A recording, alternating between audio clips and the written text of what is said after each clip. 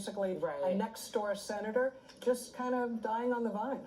Yeah, I think Biden, I mean, I could be wrong. This is my conjecture, but I think he's kind of just trying to end this race with some dignity. I think he kind of sees the writings on the wall and he's just trying to finish strong. So I really respect Joe Biden for the history, but unfortunately, things aren't really blowing in his favor right now, so to speak. All right, since you mentioned Bloomberg, he has been gaining a lot of traction, but he's also been gaining more scrutiny from his rivals. And you know that audio was leaked today, and it was Bloomberg very aggressively defending his stop and frisk policy, very blunt terms, saying, for example, at one point, the way to get kids to give up their guns is, throw them against a wall and get the guns. Right. How much is that going to hurt Bloomberg?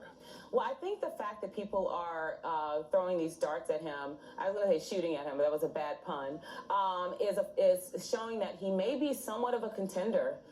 People usually don't go after someone they don't feel threatened by. So that's kind of the silver lining to that. But I do think that Bloomberg has a lot to answer for around stop and frisk. I think he did some apology, but people aren't really buying it. So he's going to have to do a lot. Right now, he's getting a lot of the mayors nationally on board, especially mayors in the urban centers. So hopefully that can help him as far as his campaigning, but he does have a lot to answer for.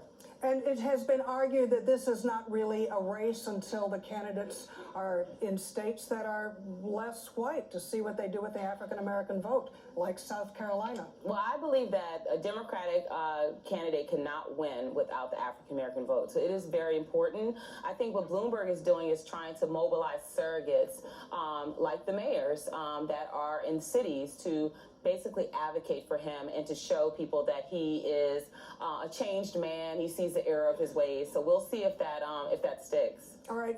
Could New Hampshire be a last state for any of the other candidates? Andrew Yang dropping out. Anybody else you think ready to go? Makes me sad. Yeah. I don't know. I think Warren, if anyone, but I'm in San Francisco and Warren's still very popular here. Of course, Bernie is super popular. So I still feel like she's going to fight the good fight. Right now, I feel like the field is going to hold until the next primary.